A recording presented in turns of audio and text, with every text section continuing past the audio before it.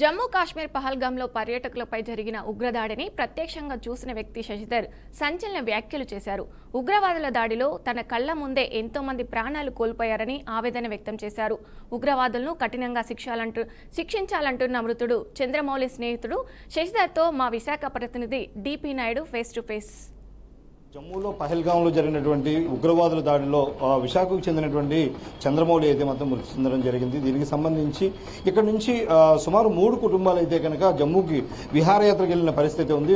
దీనిలో అక్కడ ఏం జరిగింది, ఎలా జరిగింది అన్న దానిపై అయితే మాత్రం ఇంతో పాటు మన చంద్రమౌళి గారితో పాటు వెళ్ళినటువంటి శశిధర్ గారు మనతో పాటు ఉన్నారు. ఈ నడి మనం తెలుస్తున్నాం సార్, అక్కడ జమ్మూలో మీరు వెళ్ళిన రోజు ఏం జరిగింది, అసలు ఈ దుర్ఘటన జరిగినప్పుడు మీకు మేము సుమారు 12 గంటల టైంకి పహల్గాం చేరుకున్నామండి. అక్కడి నుంచి కొండ మీదకి గుర్రాల మీద వెళ్ళామండి. అది ఒక 2 to 3 కిలోమీటర్స్ దూరం ఉంటుందండి. అంతా రాళ్ళు రప్పలతో తేరిన దారి.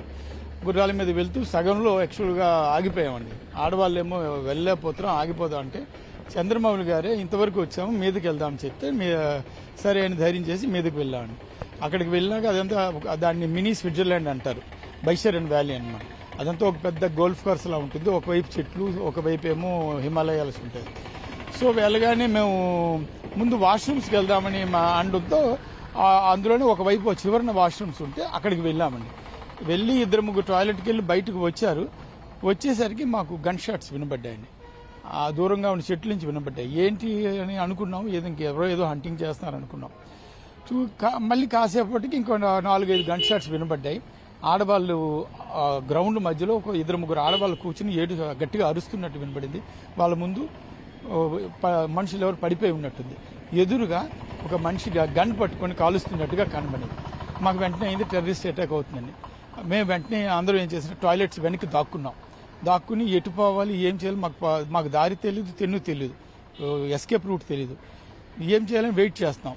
ఇంతలో ఒక టెర్రరిస్ట్ మా వైపు రావడం మొదలుపెట్టారు. టెర్రరిస్ట్ మా వైపు ఇంకేం చేద్దామని చూసారు. మా పక్కన మొత్తం పెద్ద ఫెన్సింగ్ ఉంది. ఆ ఫెన్సింగ్ క్రింద నుంచి దూరి మేము ఒకరొకరు బయటపడ్డామండి. ఆ ఫెన్సింగ్ ఆ దూరటమే మాకు కాస్త టైం తీసుకుంది, లేకపోతే ఈరోజు మౌలి గారు బతుకుండే వాళ్ళము. ఆ బయటపడి ఆ వెంటనే ఒక చిన్న వాగు ఉంది, ఆ వాగు దాటి మళ్ళీ కొండ వాలు ఉంటుంది, అక్కడ చెట్లు ఉన్నాయి. వెంటనే ఆ చెట్టులోకి అందరం వెళ్ళిపోయాం. మౌలి గారు కూడా చెట్టు చాటుకు వచ్చారు, కానీ ఆయన వెనకబడ్డారు. ఆయన వెనకబడడంతో అక్కడికి టెర్రరిస్ట్ వెంటనే వచ్చారు సార్. మేము దూరం నుంచి మా చెట్టు చాటును చూస్తున్నాం. మౌలి గారిని బయట అన్నాడట, ఎందుకంటే ఆయనకు దగ్గరలో నా భార్య, వేరొక అప్పన్న గారి భార్య శశికుమార్ గారు దగ్గరలో చెట్టు దగ్గర ఉన్నారు. బయట అన్నారు చూస్తున్నానంట. నాకు కనబడింది ఆయన ఇలా గన్ ఇలా ఫైర్ చేసినట్టుగా కనబడింది. 3-4 షాట్స్. అది ఎవరికి తగిలింది, ఏం తగిలిందో చూడలేదు. చేసి వాడు వెనక్కి వెళ్ళిపోయాడు సార్. ఆ వెనక్కి వెళ్ళిపోవడం చూసి వాడు వెళ్ళిపోయిన 5-10 నిమిషాల వరకు మేము వెయిట్ చేసి అప్పుడు ఆడవాళ్ళకి మేము సైకిల్ చేసి కిందకి ముందుకు రమ్మన్నాం. ముందుకు రాగానే అందరినీ వాళ్ళని నుదుటిన బొట్లు తీయించేసాం. బొట్లు తీసేయండి అన్న. వాళ్ళు హరే రామ హరే కృష్ణ అంటుంటే వద్దు మీరు అల్లా అనండి నంది వాళ్ళకి చెప్తూ అల్లాహు అక్బర్ అనుకుంటూ కిందకు దిగుతూ వచ్చాం. ఆయన భార్య పాపం మౌలి గారు అక్కడ ఉండిపోయారంటే పర్వాలేదు, ఆయన అక్కడ ఎక్కడ ఉండుంటారు, వచ్చేస్తారు, మనం ఇక్కడ ఆగితే అందరికీ ప్రమాదం, ఇంకా అసలు మీద నుంచి ఏం జరుగుతుందో అని అంటున్నాం. ఎందుకంటే మాకు ఇంకా ఫైరింగ్ షాట్స్ వినబడుతూనే ఉన్నాయి ఆ లోపల నుంచి. సో ఆ విధంగా ఆ కొండలు రాళ్ళలో మధ్యలో నుంచి అలాగా ఆప్సోపాలు పడి వెళ్తున్నాం. దారిలోని ఈ గుర్రాలు నడిపే గుర్రాలు పాపం వచ్చి మాకు సాయం చేసి, చేతులిచ్చి సాయం చేసి, దారి చూపించి, ఎటువైపు వెళ్ళాలని చూపించి చేశారు. నా భార్యనైతే కొంత భుజాల మీదకి ఎక్కించుకుని కూడా కొంత నడిపించారు. వాళ్ళంతా బాగా ఉన్నారు, కోఆపరేటివ్. అక్కడ ప్రజలైతే కోఆపరేటివ్గా ఉన్నారండి. కేవలం ఈ దుశ్చర్య అనేది ఈ టెర్రరిస్టులు, ఈ తీవ్రవాదులు అక్కడ అన్స్టెబిలిటీని క్రియేట్ చేయాలి. ప్రజలు ఈ పరిస్థితిలోకి రాకుండా మళ్ళీ వాళ్ళ కంట్రోల్కి రావాలని అనిపించి చేశారు. వాళ్ళ ఎగ్జిస్టెన్స్ ప్రూవ్ చేయడం కోసం చేశారనేది అనిపిస్తుంది. ఇంకొక్కటే మేము నోటీస్ చేసిన ల్యాబ్స్ ఏంటంటే, కాశ్మీర్లో మిగిలిన అన్ని ప్రాంతాలకు వెళ్ళాం, అంతా కూడా సెక్యూరిటీ ఉంది. ఈ ఒక్క దగ్గర ఆ మీదన ఎవరు పోలీసులు అనేవాళ్ళు లేరండి.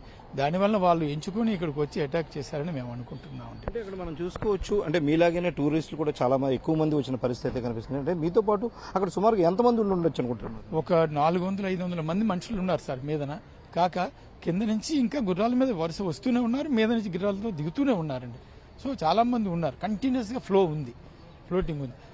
ప్రధానంగా ఓన్లీ మగవాళ్ళనే ఎంచుకోవడం, అదేవిధంగా హిందువులు పేర్లు అంటూ కూడా చూస్తూ వాళ్ళనే చంపడం చూస్తుంటే దీన్ని మనం ఏ విధంగా చూడొచ్చు అంటారు?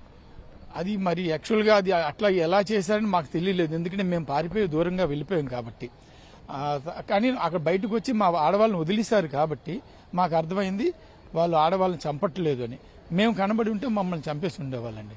తర్వాత పైన జరిగిన ఇన్సిడెంట్ కొంతమంది విక్టిమ్స్ కిందకు వచ్చి విక్టిమ్స్ భార్యలు వాళ్ళు చెప్పారనమాట, నేను నా భర్తని నా కళ్ళ ముందే చంపేశారండి, చంపేస్తే నన్ను కూడా చంపేయమని అడిగాను, నన్ను నా కొడుకుని చంపేయమంటే మేము పిల్లల్ని ఆడవాళ్ళని చంపము, బాల్ బచ్చం నహి మారేంగా అని అన్నారు అని వదిలేశారు. అరగంట సేపు నా భర్త డెడ్ బాడీ దగ్గర ఉన్నాను అని ఆవిడ చెప్పారండి. వీళ్ళు షూటింగ్ చేసేటప్పుడు వాళ్ళు ఏమైనా స్లోగన్స్ ఇవ్వడం కానీ లేదంటే ఏదైనా మాటలు చెప్పడం కానీ ఏమైనా మనం వినొచ్చుంటారు? నేను స్లోగన్స్ ఏమీ వినలేదండి, కానీ అక్కడ వాళ్ళు ఈ పడిపోయారు, అక్కడ ఉండిపోయారు కొంతమంది ఆడవాళ్ళు భర్తలతో ఉండిపోయారు. వాళ్ళ దగ్గర వాళ్ళు ఏదో అన్నారంట, ఉర్దూలో ఏదో ఇచ్చి చదవమని చెప్పారంట, అది హిందూసా ముస్లిమ్స్ అని చూశారు అని అక్కడ వాళ్ళు మిగిలిన వాళ్ళు చెప్పారండి. అంటే ప్రధాని మోడీకి కూడా మీరు చెప్పుకోండి, మాకు ఎటువంటి భయం లేదంటూ కూడా చెప్పిన వర్డ్స్ కూడా మనకు బయటకు వస్తున్నాయి. అటువంటి మాటలైనా మీరు వినుంటారు? నేను వినలేదండి, బట్ ఆమె విన్న మాట ఆవిడ ఎవరైతే అన్నారో ఆవిడ చెప్పిందండి, మాతోనే చెప్పింది, ఇలాగ అన్నారు, మీరు వెళ్ళి మీ మోడీకి చెప్పుకోండి కావాలంటే అని అన్నారు అని ఆవిడ చెప్పిందండి. అంటే చూసుకోవచ్చు, ఇది ఓవరాల్ గా చూసుకున్నట్లయితే ఇంత మారణకాండ సృష్టించి వాళ్ళు ఏం సాధిద్దాం అనుకున్నారో తెలియదు. కానీ అంటే ఇటువంటి జమ్మూ కాశ్మీర్ లాంటి అటువంటి సుందర ప్రదేశంలో ఇలాంటివి జరగడం పట్ల మనం ఏ విధంగా చూడొచ్చు, వెళ్ళబోయే టూరిస్టులు మనం ఏ విధంగా చెప్పొచ్చు అంటారు? అది జమ్మూ కాశ్మీర్ ఒకప్పుడు కల్లోలిత ప్రాంతం, ఇప్పుడు అది ప్రశాంతంగా మారింది. దానివల్ల అన్ని దేశాలు అన్ని ప్రాంతాల నుంచి ప్రజలు అక్కడికి వెళ్తున్నారు. సో అది నార్మల్సీకి వస్తుందనే సమయంలో ఇలాగ వీళ్ళు టెర్రరిస్ట్ ఇలా అటాక్ చేయటం వల్ల మళ్ళీ అక్కడ ప్రాంతం అంతా అల్లకల్లోలం అవుతుంది, ప్రజలు వెళ్ళడానికి భయపడతారు.